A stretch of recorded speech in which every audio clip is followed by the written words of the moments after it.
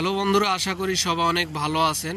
তো বন্ধুরা, বর্তমানে মালদ্বীপের পরিস্থিতি কি, এক ভাই আছে, এই ভাইয়ের মুখ থেকে শুনবো। ভাই কেমন আছেন? ভালো আছি অনেক। আপনি ভালো আছেন ভাইয়া? আলহামদুলিল্লাহ ভালো আছি। ভাই, বর্তমানে মালদ্বীপের কি পরিস্থিতি?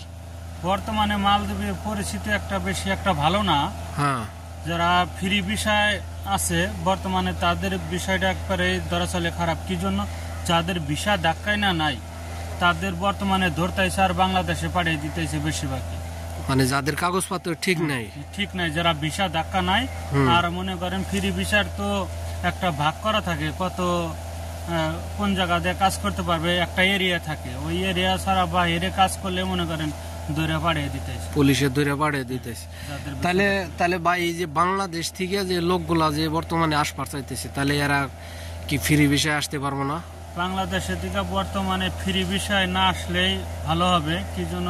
বর্তমানে ফ্রি ভিসায় মালদ্বীপ প্রচুর লোক এসে আসার পরে কাজ কাম ওইরকম পায় না। কি মনে করেন কত মাসের ভাষা জানা নেই, কি জন্য নতুন আসার পরে কাজ কাম এক ভাষা বলে, তারা আর একটা মানে বাংলা ভাষা আমরা বুঝি, এনে যদি অন্য ভাষা বলে কিভাবে কথাবার্তা বলবে, তো বোঝে না।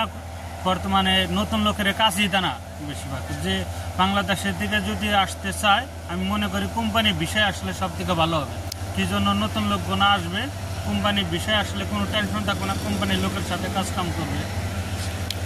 তাহলে আপনি বলতেছেন যে যে কোনো কোম্পানির নামে আসলে সবচেয়ে ভালো হবে। মালদ্বীপ যদি আসে, আমি মনে করি যে নতুন ভাবে কোম্পানির মধ্যে আসলে ভালো হবে। বুঝতে পারছি ভাই। তো ভাই, ভালো থাকেন। আজকে ভিডিও বেশি একটা বাড়াবো না। তাহলে দর্শকদের বলবো যে আপনারা ফ্রি ভিসায় বর্তমানে না এসে যে কোনো একটা কোম্পানির ভিসায় আসলে সবচেয়ে ভালো হবে। ফ্রি ভিসায় বন্ধুরা আইসেন না, বর্তমানে মালদ্বীপের পরিস্থিতি বেশি একটা ভালো না, কাজ কামও ওইরকমভাবে পাওয়া যায় না। তো আশা করি বন্ধুরা বুঝতে পারছেন। তো ঠিক আছে ভাই, আপনিও ভালো থাকেন। ঠিক আছে, আপনিও ভালো থাকেন। আল্লাহ হাফেজ।